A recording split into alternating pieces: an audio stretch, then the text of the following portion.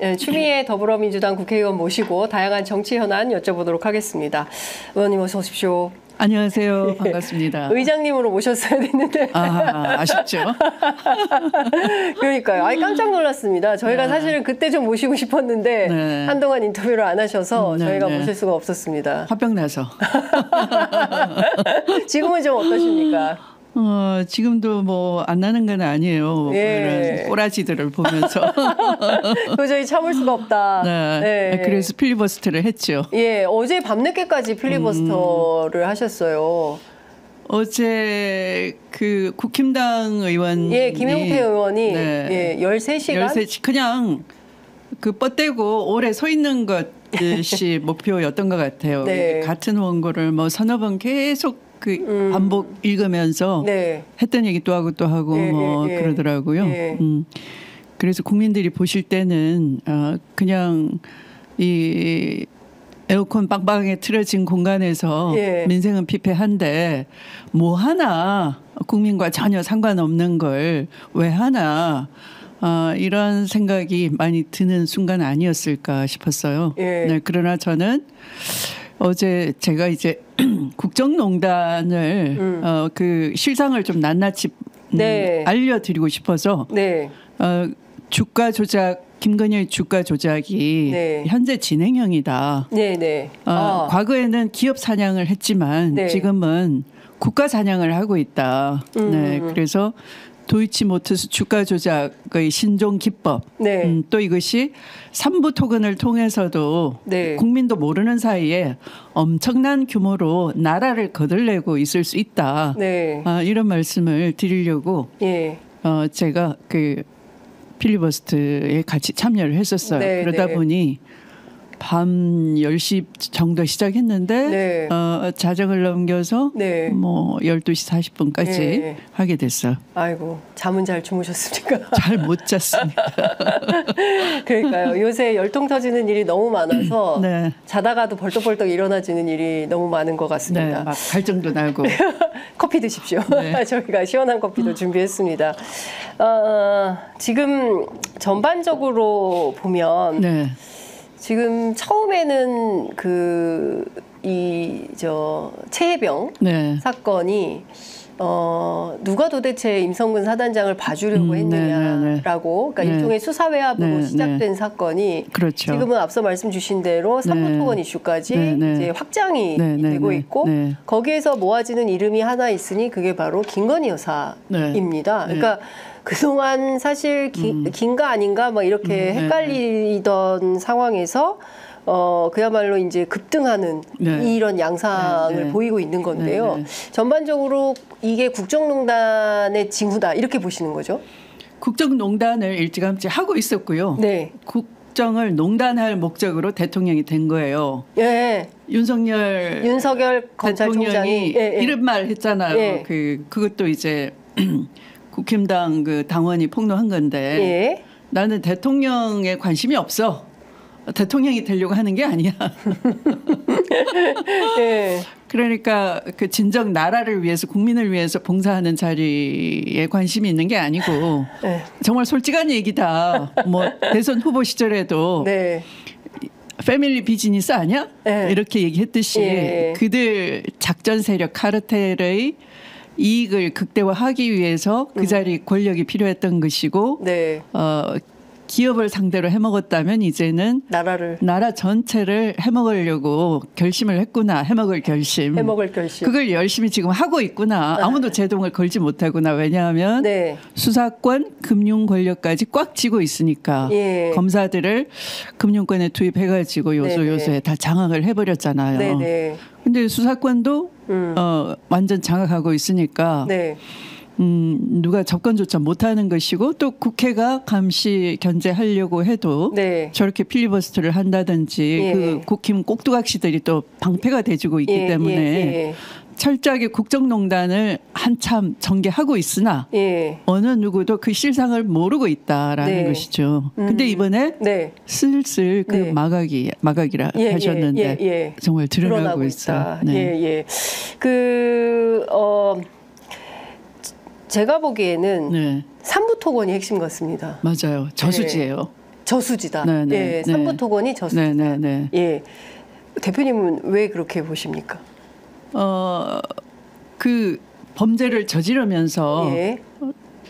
기법을 배우는 거죠. 예, 예. 그리고 자기들이 하는 거죠. 네. 그러니까 일찌감치 라임이나 옵티머스 이거 다 들어보신 이름일 거예요. 네. 네. 그리고 도이치모터스까지 네. 어떤 식으로 진화를 하냐 하면은 네. 그 전에는 예. 주포 또는 선수를 예. 대가를 주고 구해 왔어요. 예, 예. 그래서 내 주식을 예.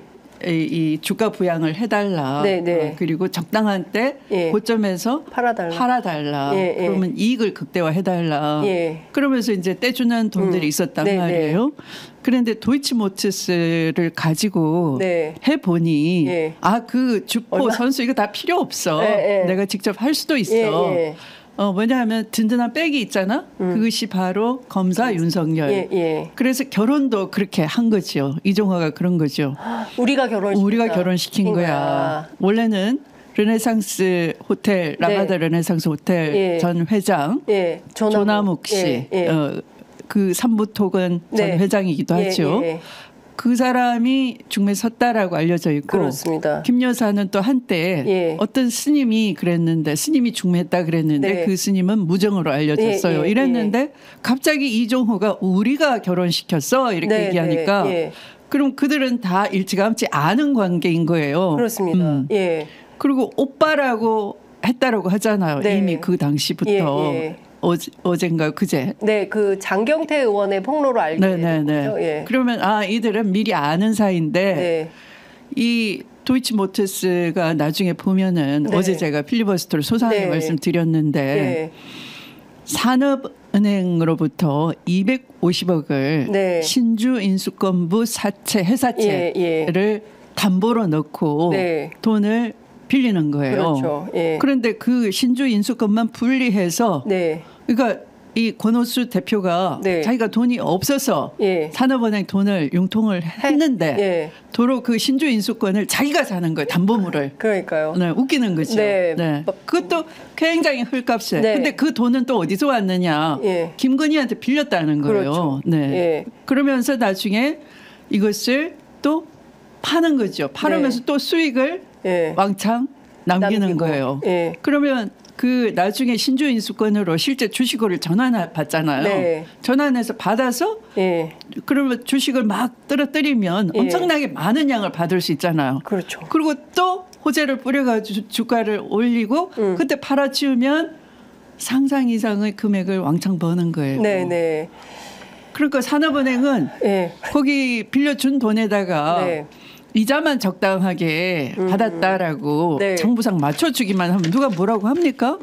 그리고 그런 걸 금융위원회 이런 데서 문제 제기를 이상매매를 예. 동향을 파악하고 예. 해야 되는데 안 예. 하는 거죠. 예. 그리고 그 뒤에는 검사 윤석열이 뒤를 봐주는 거예요. 네. 이걸 10여 년 이상 해왔다니까? 그러니까 이 신종 기법을 해보니 재미가 쏠쏠한 거예요. 네. 그러니까 이것이 예. 이종호가 네. 3부 체크하고 이런 말을 네. 그 3부 내일 체크하고 3부 예. 내일 체크하고 그러니까 지금쯤은 네. 도이치모터스의 신종 금융 기술로 네. 이 은행을 끌어들여서 예. 이 신주인수권부 사채를 발행해가지고 주식을 왕창 받아서 팔아먹고 했던 수법을 지금 3부 토건 가지고 할 수도 있겠구나. 어쩌면 지금 한창 현재 진행형이겠구나. 네. 그러니까 이 이종호는 네. 그 도이치모터스 주가 조작을 1심 판결문에 판사가 이렇게 말하는 거예요. 주포 1차 시기에 선수 주포 이정필도 있고 네. 2차 시기에 도이치모터스에 또 선수 교체가 됐는데 네. 또 김기현이 있어요. 네.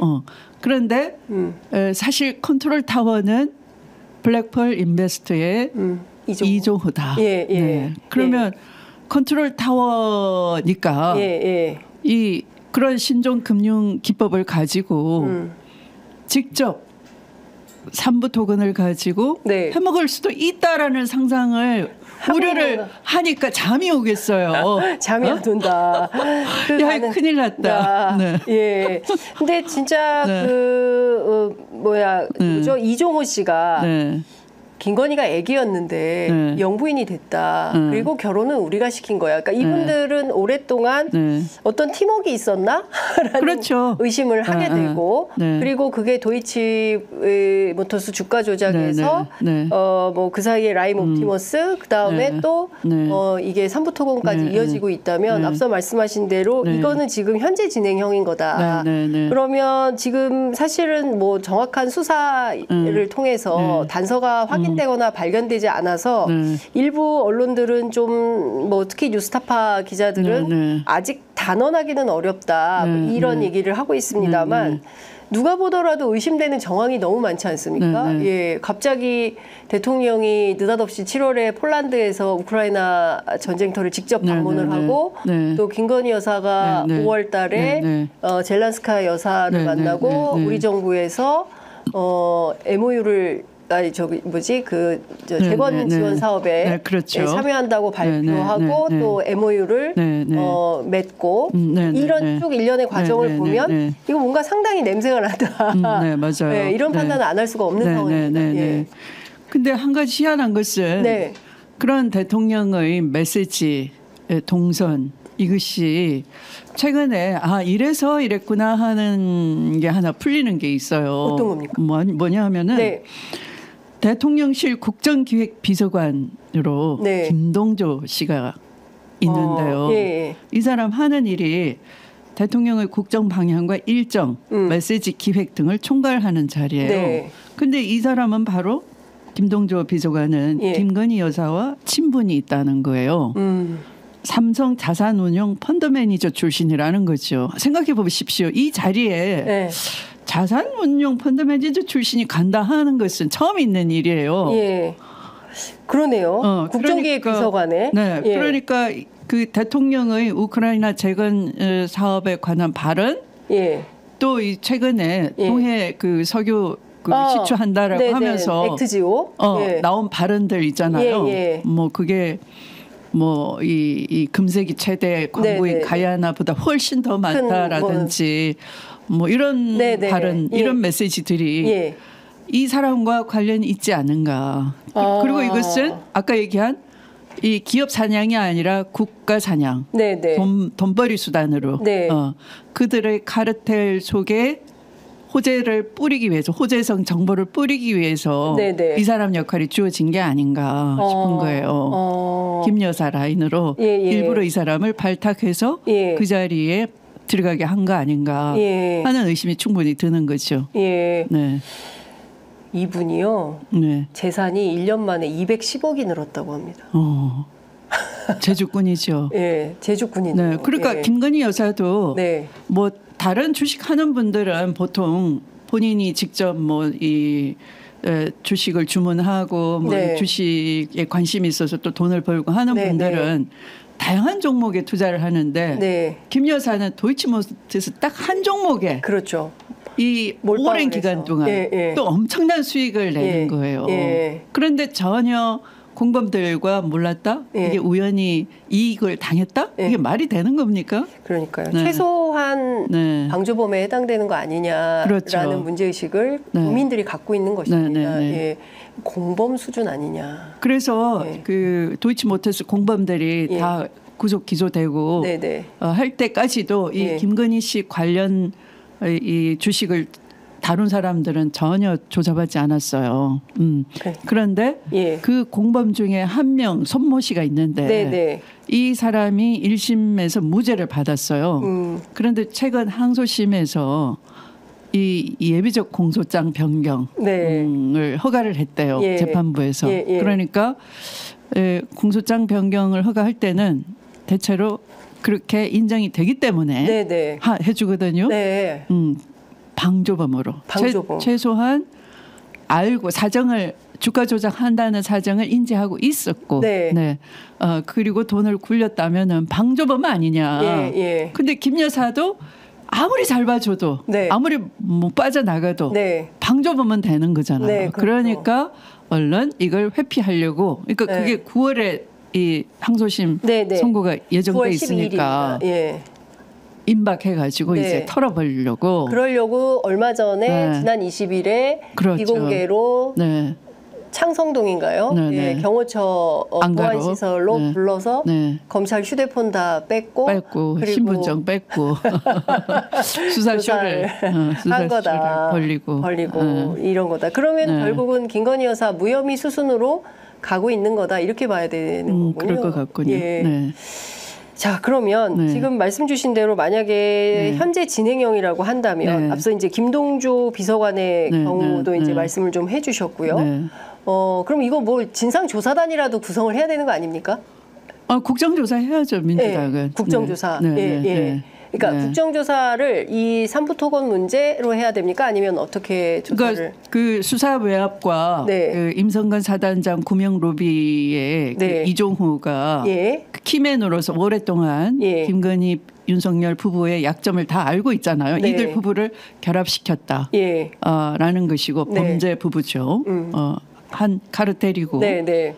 또 사적으로 오빠라고 불려지기도 하니까 네, 네. 이제 이 사람이 도이치모터스 주가 조작에 또 깊숙이 김건희 엑셀 파일 기억하시죠? 네네네, 엑셀 파일. 그걸 예. 만들어서 그렇습니다. 직접 운용을 해줬으니까 3,300원에 네, 네, 8만 주 때려주삼. 네, 그러니까 김건희의 재산은 이종호가 만들어줬다라고 해도 과언이 아닌 거예요. 네, 재산 관리. 네, 네. 그리고 지금 이 3부 토건까지 예. 이 사람이 내일 3부 체크하자 이렇게 됐으니까 이 3부까지도 바로 그런 우크라이나 재건 사업 관련해서도 있을 수 있고 또 압니까 혹시 이 지금 동해 탐사 석유 탐사에 관련해서도 엄청난 그 뻥카를 날렸는데 그것도 그냥 이 없었던 일처럼 지금 물타기가 되고 있잖아요. 그러나 누군가는 주식시장에서 득을 받겠죠.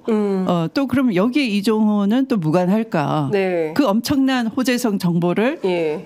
그냥 흘려보냈을 리는 없다라는 생각이 들잖아요. 예. 네, 그것도 직접 대통령 입으로 예. 메시지가 나갔는데. 네, 네. 그리고 김동조 비서관이 예. 또 만약 그 대통령 메시지에 네. 관여를 했다면 예. 그걸 여사가 그냥 흘려보냈을 리가 있을까요? 그 호재성 정보를. 네. 네. 김동조 비서관이 네. 주식이 올해 네. 321억 상당의 주식을 보유하고 네, 있다고 네, 네. 4월 달인가요? 네. 그렇다면 이것은 이 키맨 이종호를 중심으로 임성근 사단장의 구명 로비, 네. 그다음에 경로설로 네. 그러니까 수사 외압을 의혹을 받고 있는 대통령, 네. 또 이종호가 믿고 있는 실제 VIP는 김건희, 네. 김건희와의 관련성 여부, 그다음에 도이치모터스 주가 조작 네. 의혹, 네. 그다음에 3부 토건까지 네. 다 종합, 네, 종합 국정조사를 해야 되겠죠. 된다. 네. 그 사실은 지난번에 이제 청문회를 네. 통해서 네. 뭐 상당 부분 많은 내용이 확인되고 네. 알려지긴 네. 했습니다만 네. 강제성이 없어서 네. 뭐 김건희 여사도 불출석하고 대통령실 네. 관계자들도 싹 다 불출석하고 네. 이종호 씨도 네. 불출석하고 이러지 네. 않았습니까? 네. 그래서 좀 답답하다. 조금 네. 더 사실관계가 나와야 되는데 안 네. 나왔다라고 네. 했는데 네. 국정조사를 하게 되면 이런 네. 뭐 강제성이 있기 때문에 다 나와야 되는 거 아닙니까? 국정조사를 하더라도 네. 뭐 안 나올 수도 있는데요. 네. 이제 그 국정조사를 하면은 네.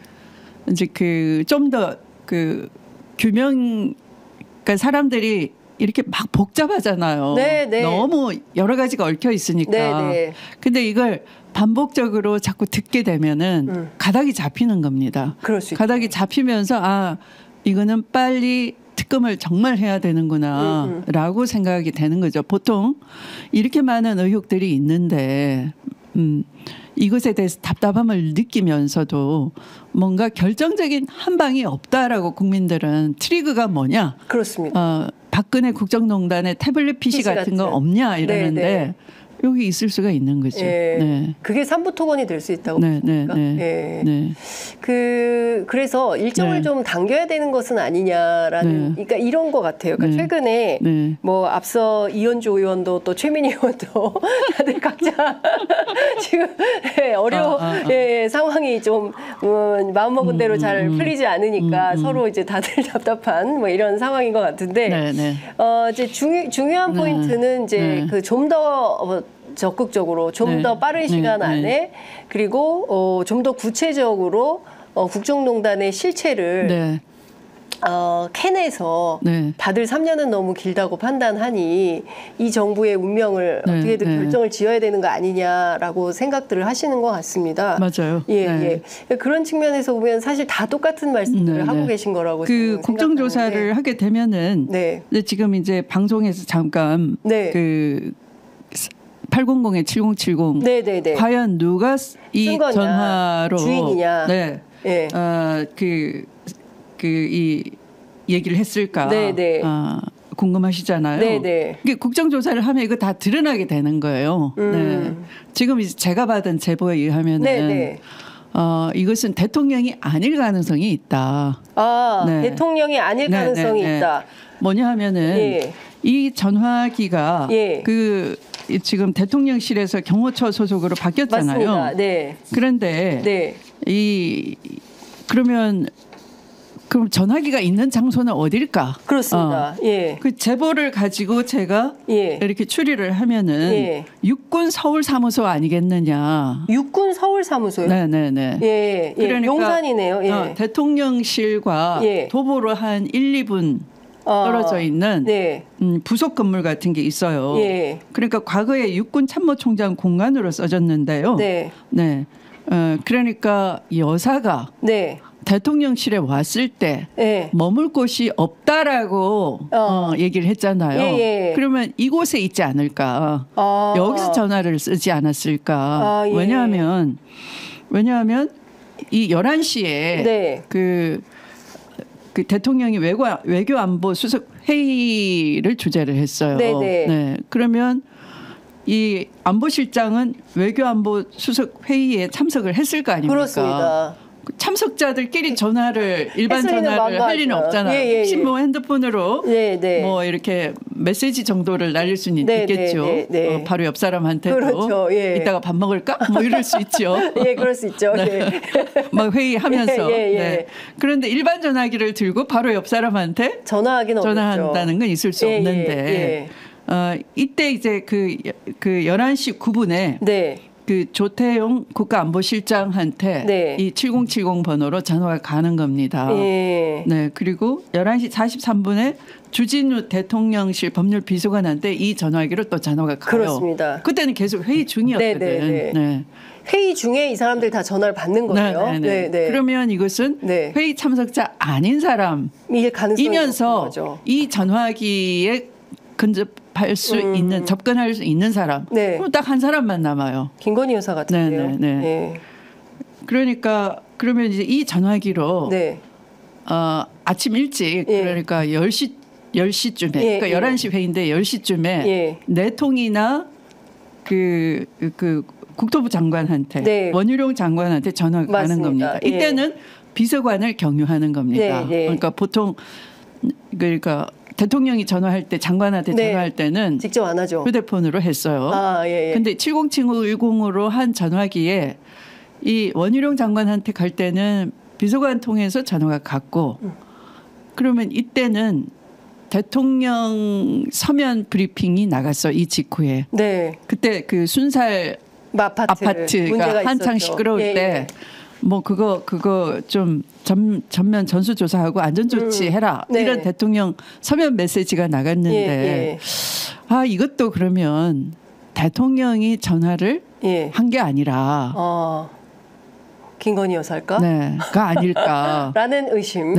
그럼 그때 메시지는 누가 작성했을까? 아까 김동조가 그 당시에 메시지 비서관이었던 거예요. 그러니까 이 사람이 그러니까 연설 기록 비서관, 그다음에 국정 메시지 비서관 이렇게 자리를 바꾸는데 딱 이 무렵에 이 아마 국정 메시지 비서관 아닌가. 네. 그러면 이것도 그러면 국정에 대한 전면적인 개입 아닌가. 최순실 국정농단 때 사람들이 놀랐던 게 우리가 뽑지 않았는데 지가 뭔데 연설을 다 고치고 네. 이거 고치는 수준이 아니고요. 지시하는 이 대통령 이름으로 누군가 내보낸 거죠. 그러니까 네. 지금 말씀 주신 네. 내용을 종합을 해보면 네. 이거는 국정조사하지 않고는 네. 당장 내일이라도 해서 알아봐야 될 것 같아요. 네. 이거 알아보기 전엔 잠을 못 잘 것 같습니다. 네. 도대체가 이런 정도의 네. 지경이라면 이게 네. 나라를 이대로 놔둬도 되는 네. 건가. 네. 다들 막 아유 이건 안 되겠다. 네. 길바닥으로 네. 다 전부 나가서 얘기를 하든지 네. 뭐 이런 생각이 좀 들 것 네. 같다라는 네. 생각이 좀 드는데요. 네. 이 전화가 네. 사실은 11시 54분에 네.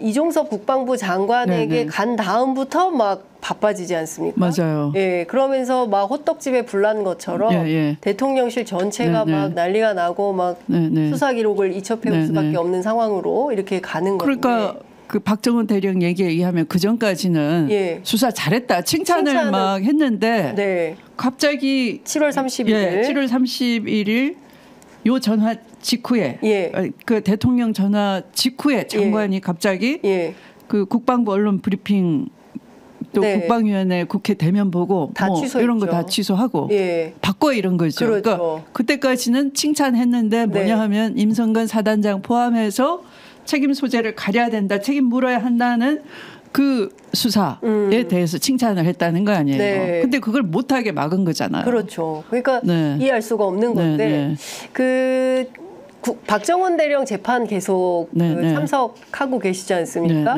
또 판사 출신이시고 재판 과정을 이렇게 지켜보시면서 왜 임성근 사단장을 그토록 빼려고 했을까? 이게 단순히 그냥 어떤 개인의 로비 차원으로는 해석되기 어려운 그런 지점이 보이지 않으십니까?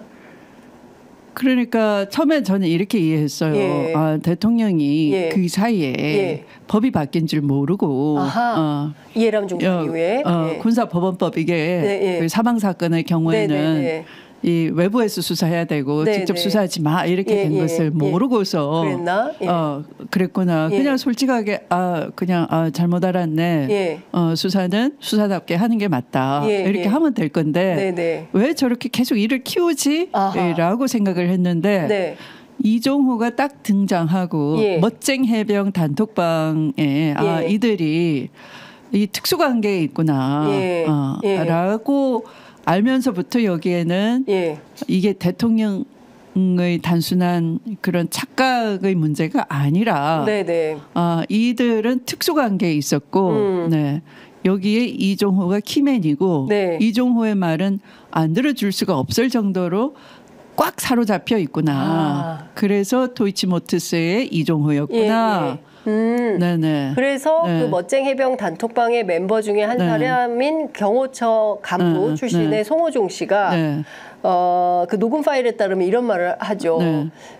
이종호가 입을 열면 김건희 여사가 다친다. 그러니까 이렇게 될 줄 모르고 막 그 자기의 위상을 높이고 사람들한테 많이 투자도 받고 이게 이종호는 이 자산 그러니까 투자 자문사를 운영했던 거거든요. 그러니까 블랙펄 인베스트라고 블랙펄 그러면 진주를 그 일으킨다. 그러니까 진주는 자라야 되잖아요. 그러니까 주식을 집어넣어서 돈이 붙게끔 불리는 거죠. 그걸 펄이라고 그들끼리 얘기하는 모양이에요. 근데 블랙펄이니까 검은 진주니까 작전 세력 냄새가 나는.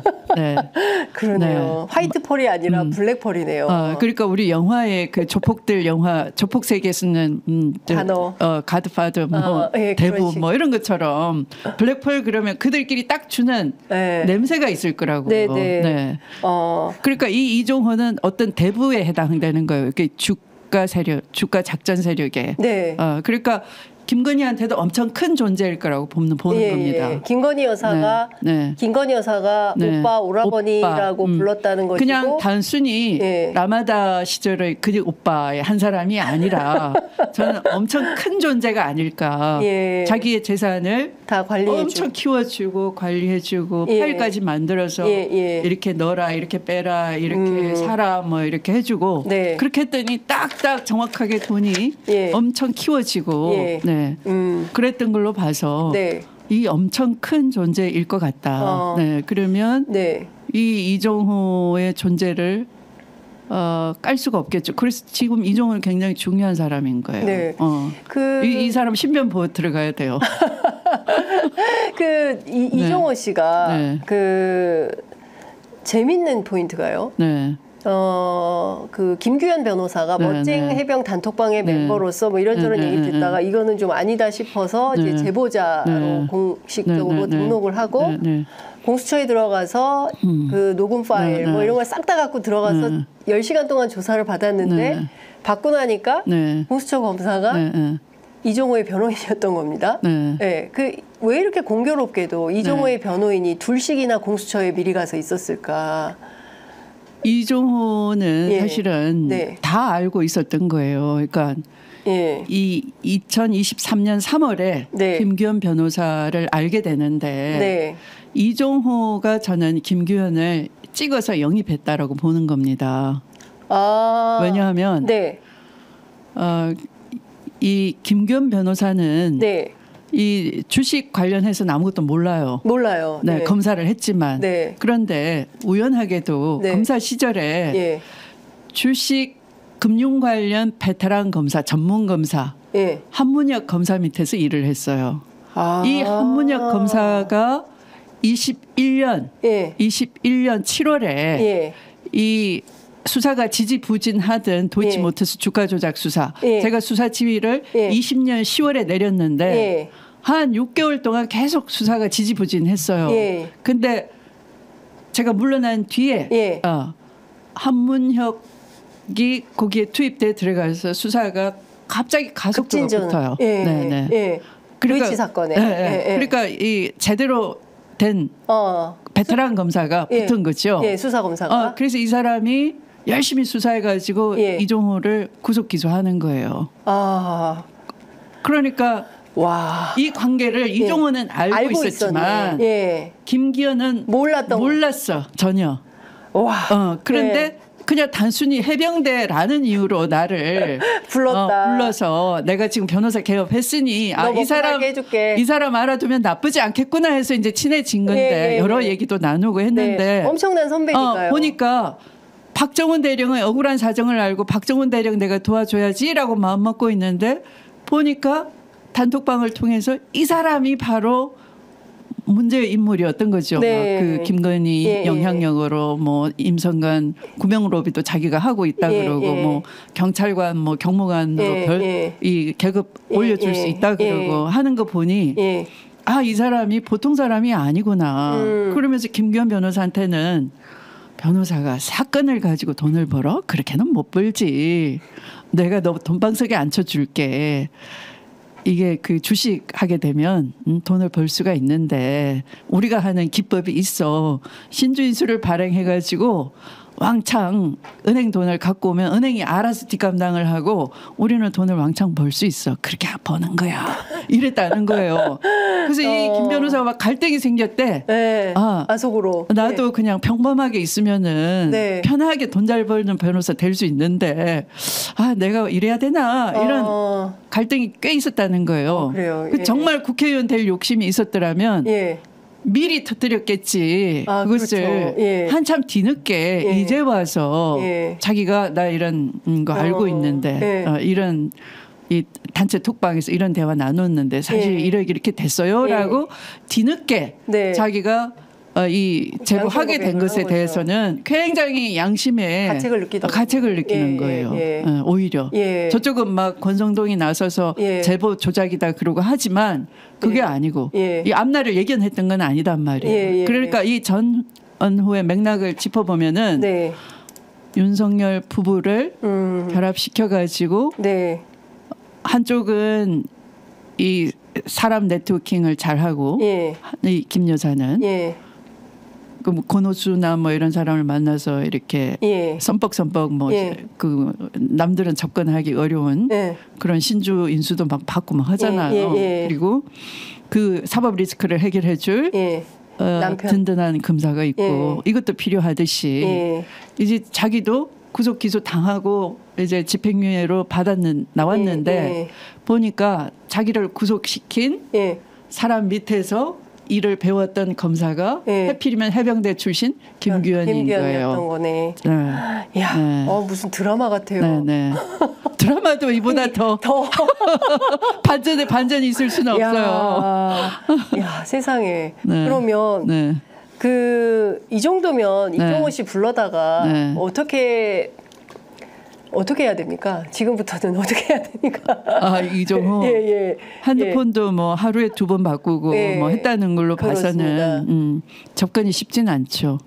네.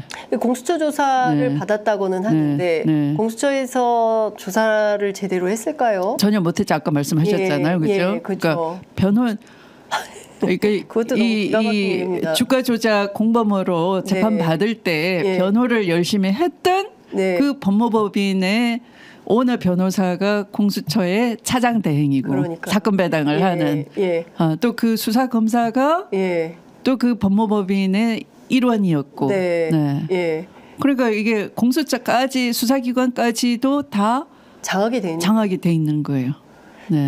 완벽하게. 이제 일은 상당히 복잡한 지경으로 가고 있는 건데요. 지금 이제 대표님께서 말씀 주신 해법은 첫 번째는 국회에서 국정조사를 통해서 전방위적으로 사건의 본질을 규명해 나가고 사건의 내막을 확인하는 거 이게 이제 제일 중요한 제1번의 지금은 이제 된 것 같습니다. 합리적 그 의심 정도 단계이지만 이걸 좀 더 이렇게 자료를 통해서 보강을 해야 되겠죠. 그리고 그러면 이제 특검 여론이 저는 비등할 거다 봅니다. 그때쯤 되면은 막으려 해도 막을 수 없을 거예요.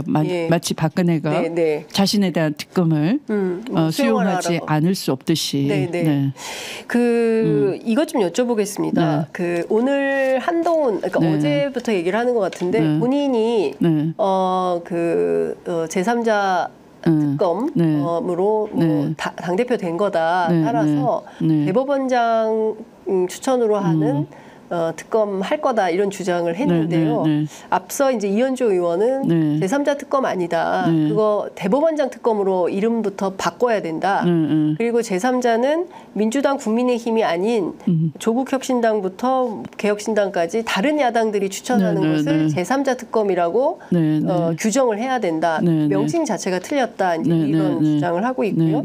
그리고 실제로 민주당 내부에서는 지금 뭐 상설특검 얘기도 나오고 있고 경우에 따라서 일부는 뭐 대법원장 추천 특검도 받아야 되는 거 아니냐, 특검 하는 게 중요하니까 뭐 이런 얘기까지 다소 혼란스러운데요. 대표님 보시기엔 좀 어떤 방향으로 이 특검의 방향을 결정지는 게 좋겠다고 보십니까? 우선 먼저 국정조사 먼저 했으면 좋겠어요. 특검은 좀 미루고. 왜냐하면 그 공수처까지도 저들이 나중에 알게 되잖아요. 김규현 변호사가 자기가 갖고 있는 자료를 몽땅 다 줬는데 알고 보니 한통속 변호사였다. 그날 너무 허탈해가지고요. 김규현 변호사가 이런 일이 다 있네요. 이렇게 얘기하더라고요. 무서울 것 같아요. 박정훈 대령이 그러니까 국가인권위에 가서 자기 억울한 사정을 다 얘기했는데 그들이 각하를 해버리고. 그러니까 이 보호 받아야 될 입장에서는 보호가 전혀 안 되는 거예요. 이 국가의 제도, 법률이 기구가 법대로 안 움직이는 대로 거의 접수가 돼버린 거예요. 그러면 이 상황에서 자 대법원장이 추천하는 특검 믿을 수 있나요? 그냥 형식상 외양만 갖춰주는 것이지 제대로 안 굴러갈 거라고 봐요. 그럼 우리가 또 그 특검 그런 식으로 가서 엉터리 부진한 수사 해놓고 너희들이 요구해서 했지 않느냐 이게 결론이다 라고 한다면 지금 이 경찰 수사 발표 났듯이 그런 결론이 난다면 네. 그거는 유족들도 원치 않을 것이라고 보는 겁니다. 네. 이제 그렇다면은 우선 아까 그런 종합 네. 국정조사 이 최근의 국정농단까지도 네. 그러니까 이종호가 등장함으로 인해서 서로 이제 다 얽혀 있고 포섭이 되는 거잖아요. 그래서 그런 포괄적인 국정조사를 한 다음에 이거 어떻게 처리해야 되느냐, 특검해야 된다. 이런 국민 여론을 이렇게 끌어올려 가지고 그때 압박을 해야 된다라고 생각을 해요. 순서가 그렇더라고. 네. 지금 지금 세 차례 도합 세 차례 이제 국회 법사위 차원의 이제 청문회가 있었는데요. 그러면 국조는 여야 합의가 꼭 돼야만 할 수 있는 겁니까? 아니던데요. 그렇지 않죠. 그러면 국회의장이 의지만 있다면 하시라도 그렇죠. 할 수 있는 거 아닌가요? 언제 시작해야 됩니까? 우선은 그 지금 벌써 이제 8월이잖아요. 네, 저는 그 늦어도 9월에는 착수를 해야 된다라고 봅니다. 정기국회가 9월인데 상관없겠습니까? 상관없을 것 같은데. 그러면 그 8월에 민주당 전당대회 끝나고 지도부가 전열을 갖추고 9월에는 국조에 착수를 해야 된다. 좀 늦지 않습니까? 준비하는 시간도 필요하고 그 사이에 증거인멸 가능성은 없겠습니까? 지금도 일어나고 있죠. 이미. 그런데 제가 그 도이치모터스 사건 보니까 다 그 검찰총장이 그 수사하지 말아라고 압박을 했지만 아까 그런 그 한문혁 검사처럼 있어요. 또 오늘 그 박혜룡 경찰처럼, 백혜룡 경찰관처럼, 영등포 경찰서 형사과장, 그 조직마다 정의로운 분들이 있어요. 그러니까 그런 것들이 이제 차곡차곡 쌓일 수가 있는 거죠. 사실 이 백혜룡 경찰관의 사건도 사실은 경찰판 수사 외압 사건 아닙니까? 그렇죠. 여기에도 이종호 씨가 개입이 돼 있는 것이고요. 그러니까 어떻게 하다 보니까 이 사람 얼굴도 잘 모르는 얼굴도 아직 공개가 안 돼 있는데 이분이 지금 전국의 핵심으로 떠오르는 상황인 거고. 그렇네요. 얼굴조차 모르네요. 큰일 났다. 신변 보호 들어가야 되는데. 제가 사진 드리겠습니다.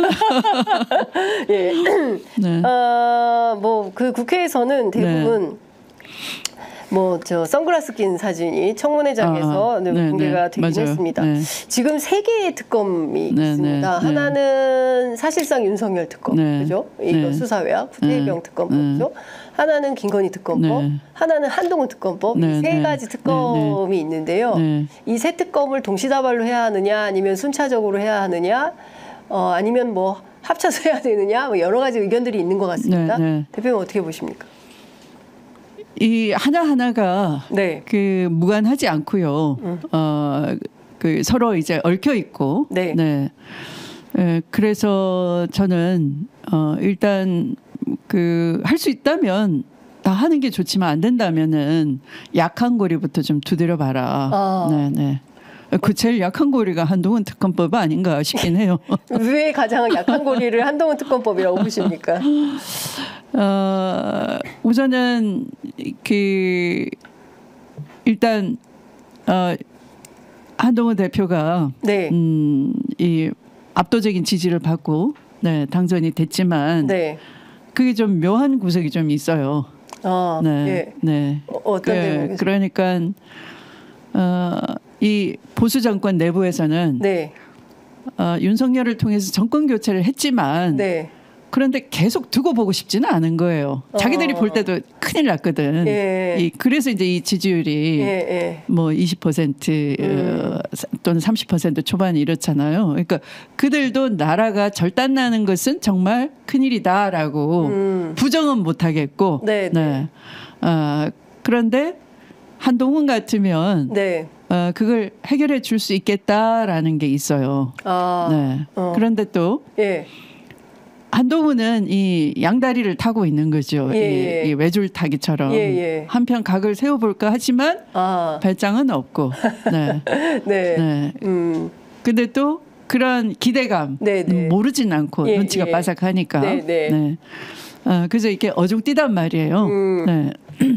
그러다 보면은 이 국힘 입장에서도 뭔가 가닥이 안 잡히니까 예를 들면 뭐 이미 탈당을 해서 당을 차린 이준석 쪽이나 또 그 안에서 전혀 이렇게 쑤실 구멍이 없어서 답답해하고 있는 그 유승민 같은 조금 이 보수다운 보수 이렇게 해서는 미래가 없겠다 답답할 거 아니겠어요. 네.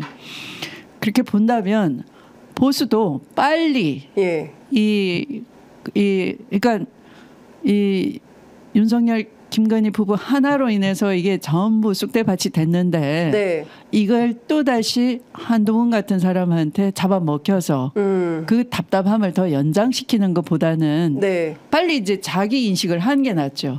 아 이들은 한통속이야.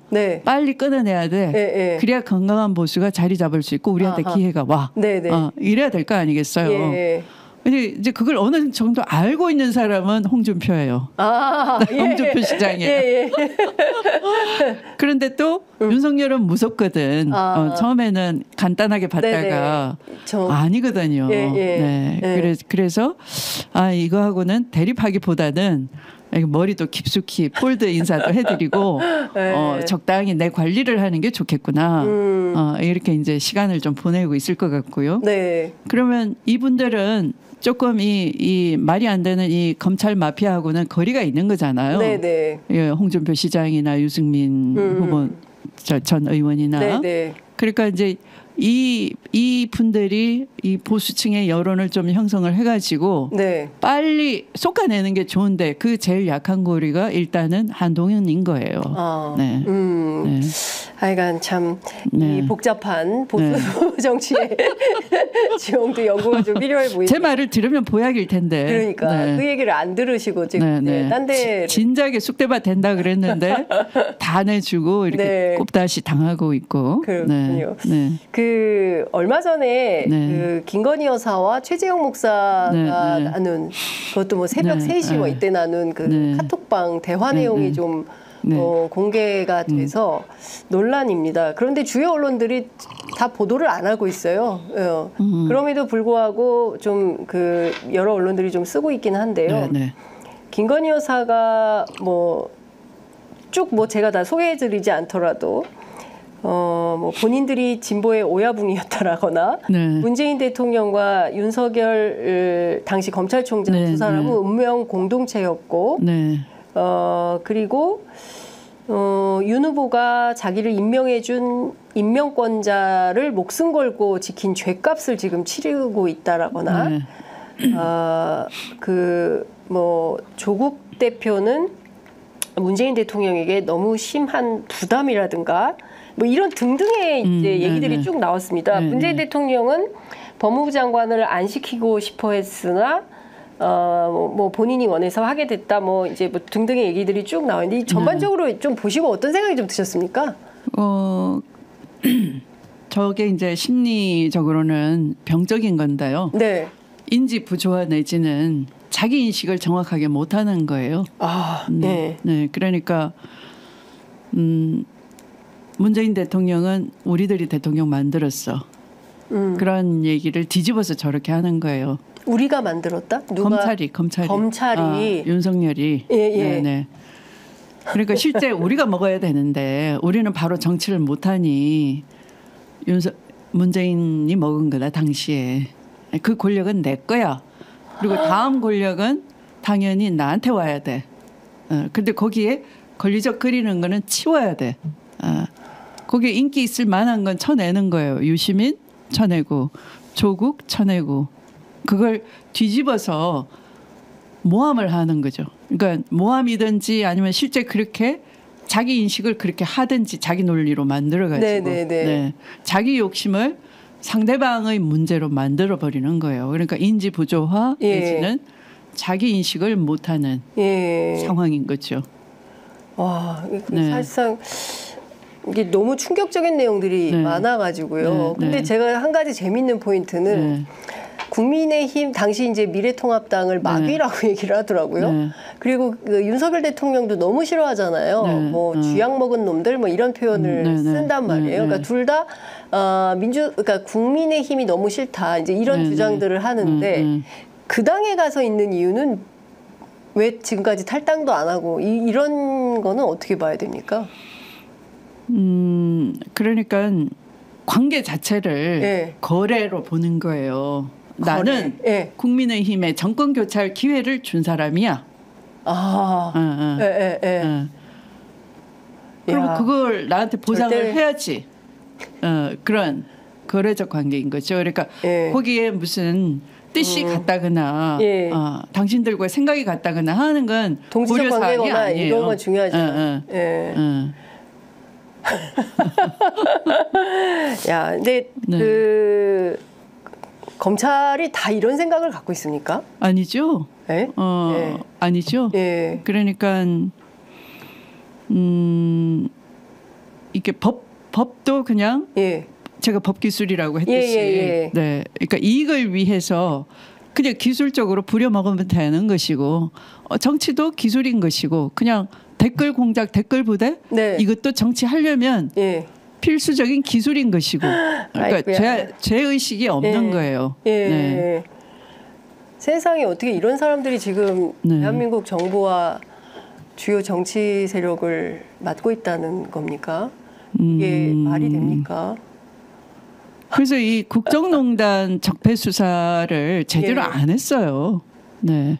제가 장관이 돼서 그 라임 사태 이런 게 터졌는데요. 라임 옵티머스 이런 게 이제 터졌는데 이게 다 뭐냐 하면은 그냥 이 조작 세력들의 그냥 그 경제 범죄인 거예요. 그런데 여기도 그들이 일정한 관계가 있어요. 정관, 그러니까 검찰 특수통 출신의 정관 변호사들이 사건을 무마시키거나 아니면 이익을 공유하거나 뭐 라임 사건의 윤 아무개 검사 뭐 수억 원을 그 전화로 사건하고서 받았다라는 의혹을 갖고 있었잖아요. 나중에 뭐 무죄가 됐지만 그러니까 그들이 적발이 돼도 수사가 잘 안 돼서 무죄가 돼요. 네. 그래서 끝나지만 이것을 주의를 환기시키기 위해서 라임 사건에 문재인 대통령실의 무슨 수석이 가담이 돼 있을 거다.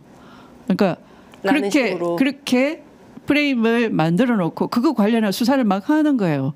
그래서 그때 막 강기정 정무수석이 엮여들 뻔했다가 나중에 알리바이 되고 해가지고 이제 굉장히 거칠게 항의하고 그랬잖아요.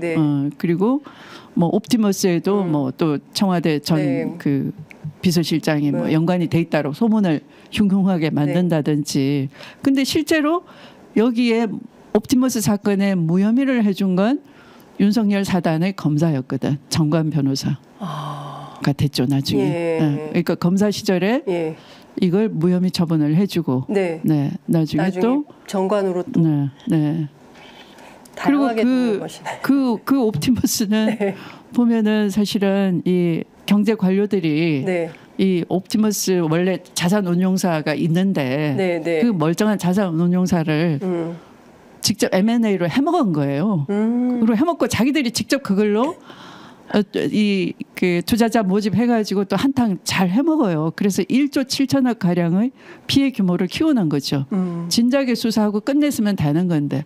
그러면서 그 직권 남용하고 직무유기한 그 수사팀의 책임을 면책하기 위해서 이게 정치권이 연루돼 있다는 식으로 바꾸는 거예요. 그리고 장관이 그걸 덮으려고 한다.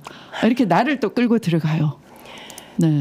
기가 막힌 일이 정말 너무 많이 있었습니다. 이게 이 정치화된 검찰 문제에 이번에 꼬리를 끊지 않으면 정말 안 될 것 같다라는 생각이 좀 들고 22대 국회에서 특검도 중요하지만 이 그 검찰청법 그다음에 이제 기소청과 중수청으로 분리하는 법안 이것도 좀 중단 없이 빠른 시간 안에 정리가 좀 필요하지 않을까라는 생각이 좀 드는데 제가 이제 정리를 해야 돼서 끝으로 한 가지만 여쭤보면 대통령 계속 거부권 쓰지 않습니까? 또 민주당은 그러니까 뭐 사람은 탄핵, 그다음에 이제 입법은 또 계속 대안 입법들 내면서 계속 이게 무한궤도 되풀이 반복되는 것에 대한 답답증이 있는 게 사실입니다. 그러니까 이거를 어떻게 하면 좋겠냐라는 좀 고민이 있는데 앞서 이제 최민희 의원님 그거 어떻게 하란 말이야 이렇게 말해요. 다 없잖아요. 이런 사람 고민하고 있잖아 이런 말씀도 하시는데 대표님께서 어떤 해안을 갖고 계신지 좀 궁금합니다. 당분간은 이 상태가 되겠죠. 네. 근데 늘 김대중 대통령께서 하신 말씀이 있어요. 국민은 모를 것 같아도 안다. 네. 그러니까 막 여론상 부담은 있어요. 그러니까 그 답답하다. 정치가 뭐 이 도끼자루 썩는지 모르고 신선노름 하고 있냐. 이런 비난을 여야가 똑같이 받겠지만 꽉 막힌 채로 안 풀리니까 아무리 치열하게 노력해도 출구는 안 보이고 같이 욕은 먹고 이렇게 답답할 겁니다. 근데 국민들은 또 아세요. 그래서 자꾸 이렇게 방송에 불러주셔서 감사한데 쉬운 말로 자주 모시고 싶습니다. 쉬운 말로 자꾸 얘기해가지고 지금도 엄청난 얘기 들으시고 맞습니다. 조금 전율하시고 그럴 거예요. 맞아요. 그래서 잠 못 잔다 그러면 정말 저런 걸 알고 있으면 어떻게 잠이 들겠냐. 막 계속 여운이 남아가지고 막 우라정도 나면서 잠도 안 오고 막 그래요. 근데 이 심정을 국민들이 저는 아실 거라고 생각하기 때문에 국민 믿고 국회는 국회대로 성실하게 일을 하고 또 광장에는 국민들께서 열심히 참여를 해주시고 그래서 빨리 끌어내려야 된다라는 거예요. 알겠습니다. 매우 무더운 여름이고 올해 또 비가 많이 와서 여러 가지로 좀 또 살기도 너무 어렵고요. 물가도 너무 높고 그래서 국민들께서 화가 많이 나시는 건 사실이고 어떤 방식으로든 빠른 해결을 촉구하는 국민들이 많다 보니까 그랬던 거 아닌가 싶습니다. 아유, 1시간 정도 모시고 정말 어디서도 들을 수 없는 진짜 제가 처음 듣는 얘기도 되게 많았습니다. 특히 028007070 누구도 잘 얘기를 안 해주시는데 오늘 속시원이 김건희 여사 가능성이 매우 높다라는 지적도 해주시고 오늘 저희가 단독성 얘기가 많이 있어서 그 시청자들께서 굉장히 유익한 정보를 얻으신 것 같습니다. 끝으로 한 말씀 듣고 마무리하겠습니다. 검찰 세력들이 이 쿠데타를 했다고 할 때 국민이 선출한 권력인데 그래도 존중해야지 라고 생각하는 분도 많았을 것 같습니다. 연성 쿠데타라는 거 하니까 이 군인들이 총칼 잡고서 들고 일어나서 정권을 먹어버렸을 때는 실감이 났지만 이건 어떡하지? 라는 답답함이 저도 있었어요. 이 주권 재민의 민주주의적 제도를 다 파탄내는 것이 바로 연성 쿠데타인 겁니다. 답답해서 국가 권익위에 제보를 했는데 그것은 아무것도 아니다 라고 한다든지 또 인권을 침탈당해서 정말 정의로운 수사가 안 이루어져서 멀쩡하게 평생을 국가에 충성하겠다라는 군인이 군인 정신으로 일을 했다는 이유로 잘리고 구속될 뻔하고 재판받고 있고 그 사정을 인권위에 찾아가서 하소연을 했더니 이건 사건도 안 돼 각하당하고 이런 일들을 보면서 이제는 국민들께서 연성 쿠데타라는 것이 법치를 내세워 가지고 국민에게 오히려 인권 탄압을 하고 재갈을 물리는 이것이 나라를 접수해버린 이것이 바로 쿠데타적 상황이구나를 이해하셨을 것 같아요. 우리가 침묵하면은 그들은 더 기세를 부립니다. 침묵은 그들의 범죄를 그냥 더 키우고 방조해 주는 거예요. 그래서 우리는 그 침묵으로는 회피할 수가 없다. 그 일이 언젠가는 내 일이 되는 것이고 민생이 강팍해지면 국민 각자에게도 힘들어집니다. 삶이. 그래서 빨리 이 정권을 종식시키기 위해서 우리는 더 부지런히 정보를 이해하고 또 그게 같이 분노해 주시고 하다못해 광장이라도 참여해 주셔서 함께 해 주실 것을 부탁드립니다. 네. 김대중 대통령께서 정할 거 없으면 담벼락에 대고 욕이라도 하라고 하셨는데요. 댓글창에 욕이라도 하시면서 함께 연대해 주시면 그래도 조금 더 이 답답한 속을 좀 누그러뜨릴 수 있지 않을까라는 생각을 해보면서 자주 모시고 싶습니다. 대표님 감사합니다. 자주 모시면 좋겠습니다. 네, 오늘 말씀 잘 들었습니다. 고맙습니다. 고맙습니다.